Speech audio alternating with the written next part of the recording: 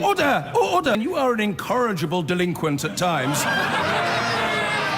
Behave yourself, man! The union representing some Deliveroo drivers in London is organising a strike over pay and conditions. The action will take place on April the 7th, the same day the meal delivery service floats on the stock market here. Anna Geary reports. Ian has been a courier for Deliveroo in London for 3 years. But in that time, he's found it's become harder to make ends meet. He's one of hundreds taking part in a strike next month, organised by the union. I'm basically averaging about £300 to £400 a week, but that's like before any expenses. Expenses Ian incurs include the cost of his insurance, tax and MOT. So he wants a minimum wage introduced, as at the moment couriers like him are paid per delivery, meaning in quiet periods they may not make anything. His calls follow an investigation by ITV News. Together with the Bureau of Investigative Journalism and the Mirror, thousands of invoices were analysed from more than 300 of the 50,000 riders. 41% earned less than £8.72 per hour, the minimum wage for anyone 25 or older. And 10% took home less than £6.45 per hour, the lowest legal minimum wage for an adult. But a spokesperson for Deliveroo says for their 50,000 self-employed riders in the UK, our way of working is designed around what matters to them most: flexibility. Riders earn £13 an hour on average at our busiest times. All eyes will be on the company next month as it prepares for an £8 billion London stock market debut. Meanwhile, those like Ian will strike the same day as they rally for more financial support. Anna Geary, ITV News. Now, when the food delivery company Deliveroo talked last week about selling shares, it was hoping it would be a piping hot offer gobbled up by big investment firms and pension funds. But interest in the offer has cooled since then like an overdue takeaway. Today, shares that were originally expected to sell for up to £4.60 ended their first day of trading at £2.87. Tonight it was business as usual for Deliveroo, but this has been a day to forget. The company's much anticipated stock market debut will be remembered as one of the least successful London has ever seen. Too many investors weren't buying the hype. We think Deliveroo's business model is best characterised as a race to the bottom fundamentally, whereby employees are treated basically as disposable assets, which is a very antithesis of what you'd call a sustainable business model. Deliveroo sees things differently. The company's shares were priced at £3.90, but the share price tumbled on opening, ending the day at £2.87, a fall of 26%. That's humiliating, but not a complete disaster. Deliveroo did sell the shares it wanted to, raising £1 billion for the company and £26 million for its founder, Will Shue. A third of Deliveroo's 50,000 riders in the UK will also receive an average bonus of £600 each. But the few riders we spoke to today were largely unmoved. There's many problems about Deliveroo I can see. The drivers are not happy, that's the first thing. Deliveroo sometimes they much priority to restaurant and customer. They're not much priority to rider. Sometimes we have lots of problems. Deliveroo blames choppy market conditions for the slump in the share price, and conditions have been choppy. But in the last week, a host of large UK investors have also publicly spurned the opportunity to buy shares. Some fund managers have been put off because Deliveroo is limiting the voting rights of shareholders. There's also a concern that the company will come under increasing pressure to improve the pay and conditions of its riders, and that the cost of doing so will mean the business, which is already loss-making, will struggle to ever make money. Of course, the doubters may be proved wrong. Facebook's share price nosedived shortly after it listed in 2012, and no one today thinks of Facebook as a flop.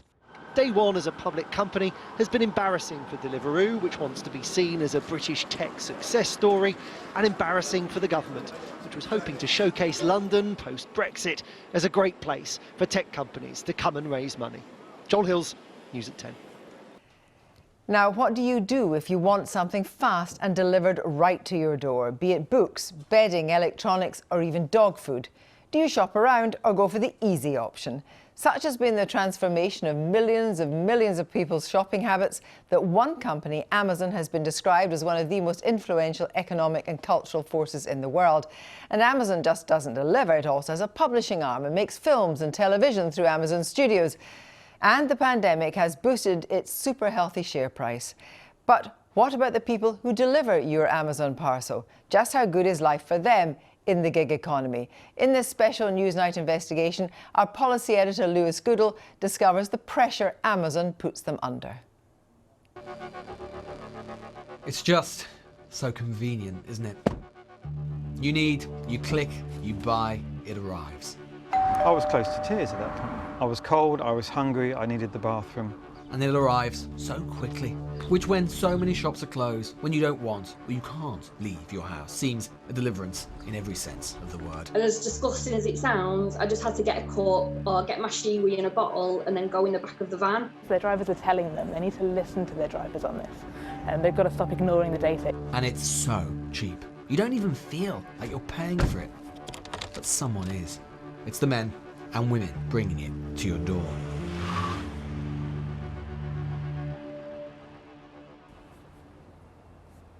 Why is it that Amazon drivers always seem to be in such a rush to deliver what you want to your front door? Well, the answer is that they're in a race against time. We've spoken to several current and former Amazon drivers who've told us that the number of deliveries that they're being asked to make on a daily basis over the course of the pandemic has increased significantly, and yet they've not been given the appropriate time to compensate. As a result, they say they are under considerable mental and physical pressure and are engaging in practices which are sometimes unsafe and even potentially illegal, putting themselves and the public at risk. For reasons you'll understand, some of those who agreed to speak to us on camera did so on condition of anonymity. Amazon is a company which is both ubiquitous and mysterious. In many ways, we know little about it. We don't even know how many drivers deliver its parcels. But we suppose it's in the thousands, perhaps tens of thousands. John, we'll call him John, is among them. When I first started delivering parcels, it was 120, 130 drops, that's about 180 parcels a day. When the pandemic started, they started putting on more workload, to the extent that now where it's 320 parcels and nearly 200 drops a day that drivers doing, it's physically impossible sometimes. And are you given any extra pay for that, any extra time to do that? Only during the peak periods, which is 6 weeks prior to Christmas, and that's it. John has delivered for Amazon for nearly 2 years. As stressful as it is, in the main, he continues to enjoy it. But then there are those who deliver for a shorter time. For instance, two people we're calling Simon and Gemma. Both lost their jobs as a result of the pandemic and found work as Amazon delivery drivers. It was a no-brainer for me, really. I was, as I say, looking forward to it. Really looking forward to driving, delivering and getting home and being with the family. So you had 2 days training in a classroom. It was just going about safety of driving. They were very big on safe driving. I was totally unexpected to experience what I did based on what the training told me. I'm fully aware of road safety. You couldn't adhere to those rules based on what we had to do. You've got 15 minutes to load your van. And then there's some days, a lot of us couldn't even fit what we had to get in the van. So we were just trying to find other drivers to take the rest of the parcels. And obviously that's stressing them. And at that point, I text the ops manager, who then met me briefly for about a minute to run through the app, provide me with my boxes and tell me to go. But it was at that point I realised my first drop was 38 miles away. As soon as the driver is in the van, it's the beginning of what can be a grueling experience. If you think Amazon knows a lot about you, it is nothing to what it knows about its drivers. Every moment, every second tracked, monitored, assessed by its in-vehicle app.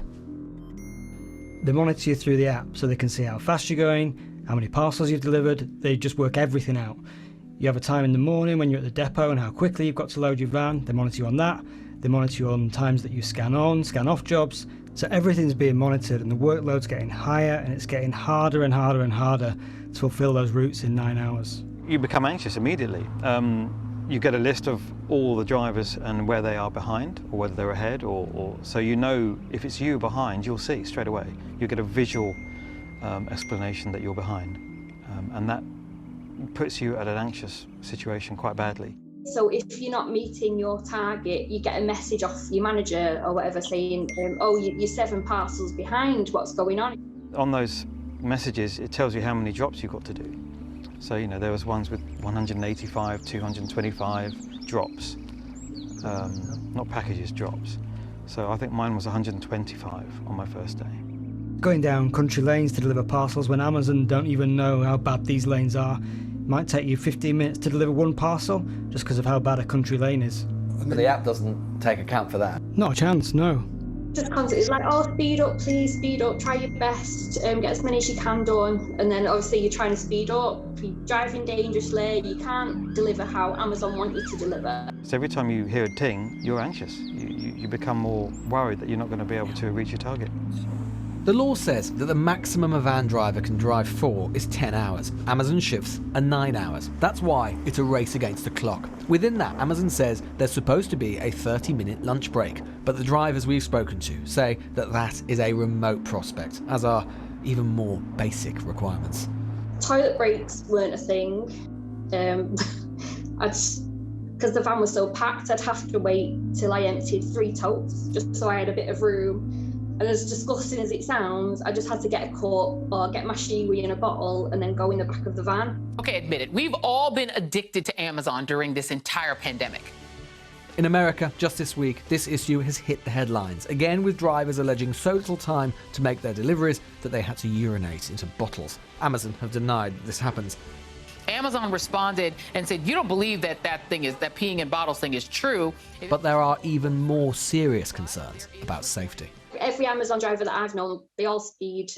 We all park in places where you're not supposed to, double yellows, on busy roads. So especially say if you've got a house on a country lane and there's no parking near there, you just have to set up on the side of the road, run across, do your drop. And yeah, it's not safe. You just got to put your hazards on and hope for the best. Amazon told us they have a 24-hour hotline drivers can phone if they have problems. But here's the rub. They're not even technically employed by Amazon. They're self-employed, contracted through a panoply of logistics companies. And yet, everything is controlled by Amazon. The route is set by Amazon, the workload is set by Amazon, the mileage is set by Amazon. So basically the logistics firm, it's basically just a middleman, really. but say you don't get it done. I mean, does Amazon re-employ you? What happens with your logistics firm?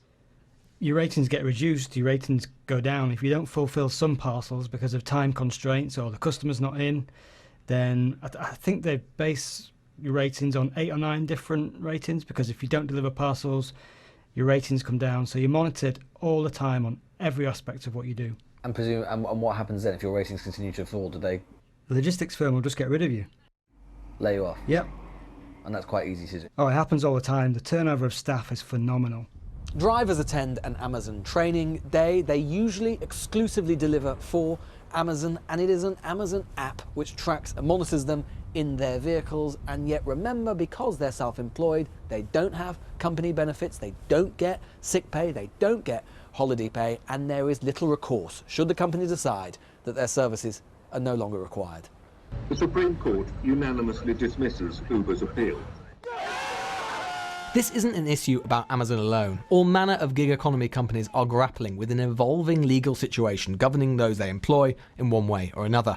But Amazon is by far the biggest concerned, and a petition organised by Change demanding that the number of deliveries is reduced has attracted nearly 80,000 signatures, at least some of whom are verified Amazon drivers.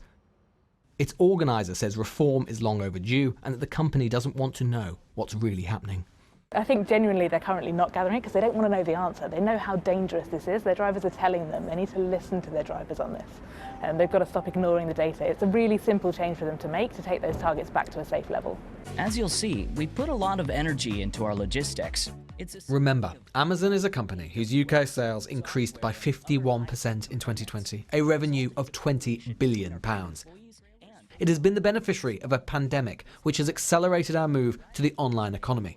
And yet, at once, it feels as if we've also gone backwards to a time when the rules about what can legitimately be expected by a company of its workers were much less rigid. Oh my gosh, Amazon. I've tried a position at the warehouse with Amazon, and Politicians, and perhaps the rest of us, might need to ask ourselves if that's the future we want, if that convenience is worth the price.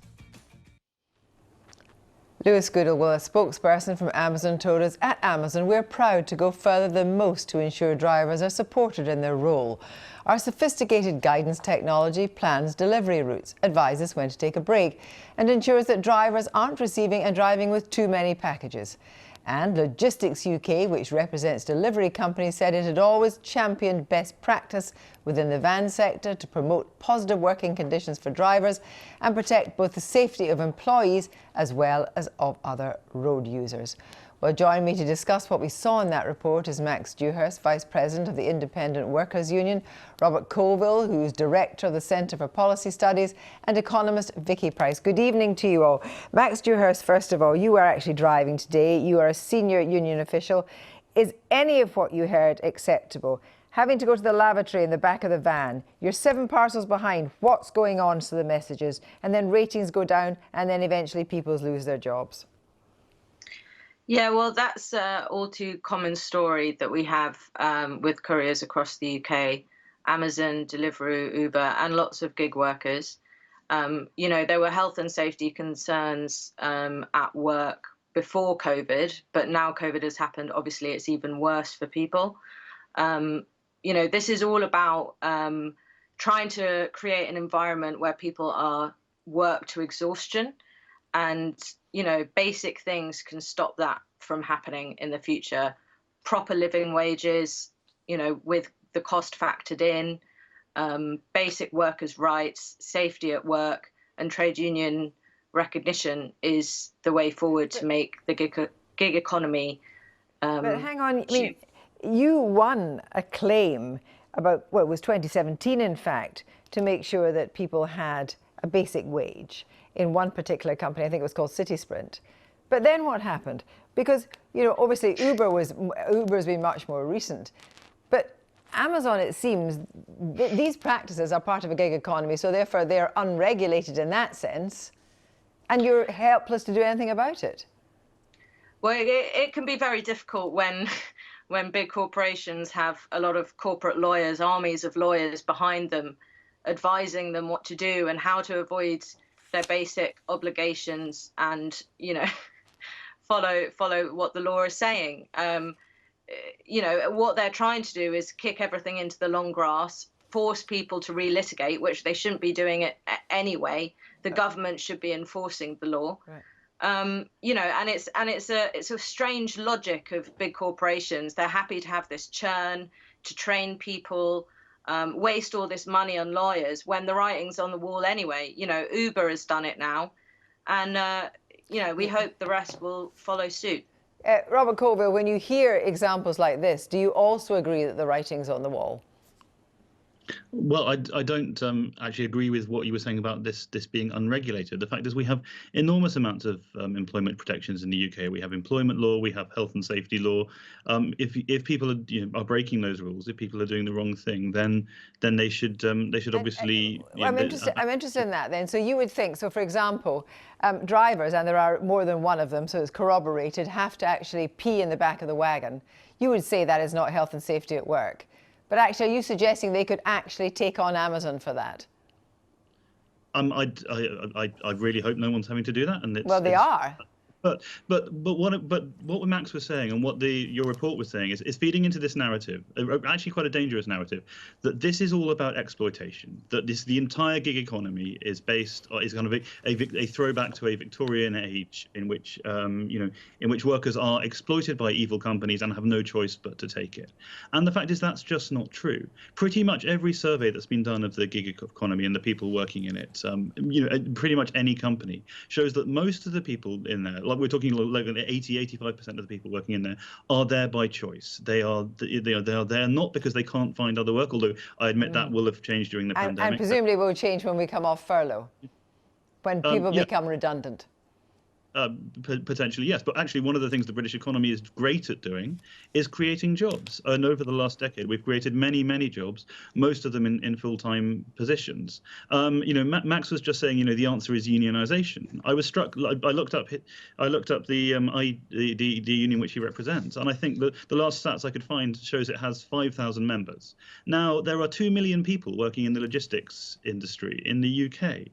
There are tens of thousands, hundreds of thousands of van drivers. The fact that they can't get purchased suggests that it's the drivers themselves who are not interested in this, as opposed to the evil companies, crushing the noble spirit of the worker. Vicky Price, what's your response to that then? Because presumably there is something in what Max says and there is something in what Robert says, depending on how you feel, particularly about your own job and about the actual basis of the gig economy. I think it's absolutely true that if you do surveys of workers who work in the gig economy, which is now, of course, expanded very significantly, the majority will still say that what they like about it is the flexibility. It's the fact that they can supplement other income that they have by just working for those organizations. But we have also seen that the benefits that they get, if they're sick or no holiday pay and so on, are just non-existent. And therefore, they're treated in a very different way than a normal employee is treated. And as we know, there had been a review of the gig economy by Matthew Taylor, made a number of recommendations in terms of how those workers should be treated, possibly creating a sort of third category of worker with some rights, not everything, but quite a lot more than what they have now. And that was really the Uber case. And that's what's happened with Uber also in California. There was a bit of a change there. Originally, they were meant to consider them complete employees, and then that was changed. So more or less what was agreed at the Supreme Court, or at least decided in the Supreme Court. Hermes has got, of course, they've got an Employment Plus contract where they get, I think it's $8.50 minimum wage, no matter what. Well, that's right. But of course, there had to be, or at least there had been a promise of an employment bill. There had to be a change to the whole legislative environment here to allow for that type of change in the relationship between a self-employed worker, if you like, and the company to become properly, entering the law, whereas it hasn't happened. But Robert, you would say this is the market at work. But the truth is, I suppose, when you see, mind you, Deliveroo has just lost a quarter of its value on its IPO, which, is perhaps goes against the grain of what I'm about to say. But when you see the share price of Amazon rocketing over the pandemic, and you see just about how much money that company is making, does that not grind your gears even a little at the fact that some drivers really are up against it? Well, drivers are up against it because the entire economy has become massively dislocated. We've moved, huge swathes of activity have moved from offline to online, and the fact that Amazon and other companies like it are there, have been there to pick up the slack is a minor miracle. And obviously that has imposed stresses on the drivers as we saw. But you're talking about the share price of Amazon and the enormous amounts of money it's made. In fact, the way Amazon has made such enormous amounts of money is because it doesn't take profit, or that this constant argument about the fact that it's not paying much corporation tax is because one of the great secrets of success is it has invested billions and billions and billions of pounds and obviously dollars in expanding its logistics network, in building up its capacity. The situation, Max, is that no matter how people may rail against individual cases, who in the country that gets Amazon on their doorstep 4 hours later is going to start wringing their hands? The trouble is, consumers want it always. They want it very, very fast. They don't want to have to pay a lot of money for it. So in a sense, the gig economy, I suppose, is destined to remain like this if it's deemed to be working. Well, I think it's also, there's always a fear, isn't there, that, it will implode if it costs more. I think people will pay more for a better employment situation for people like me, couriers and other gig workers. There have been studies that have shown, customers are happy to pay a bit more, on their Deliveroo if the driver is going to get sick pay and holiday pay, for example, and a pension. It doesn't need to disappear. The gig economy doesn't need to be abolished. There is regulation, but it's contingent on the companies signing up and agreeing to that from day one. The fact of the matter is, hundreds of courier companies across the country, whatever Logistics UK says, don't abide by the law. And that's, we're talking about the basics here. We're talking about national minimum wage, an 8-hour day. I was going to say, what Vicky Price, as an economist, do you think would make the government change its policy towards well, the government, companies like this? Sorry, yes, the government has already said that they intend to bring in an employment bill, You said. Which will cover that, and they haven't done it. So what I think they would be expecting to see, if they're going to be following the recommendations that have been made, certainly minimum wage, certainly benefits such as possibly holiday pay, but also sickness pay given to people. Not all the other benefits in terms of not being sacked. If you have worked there for a certain period of time and so on, and there are issues about pensions and what have you, which of course if you're self-employed you do it yourself. So there has to be a minimum which is given to people, because what is happening right now. Some logistics companies just decide not to do it because actually the impact on them financially would be very heavy.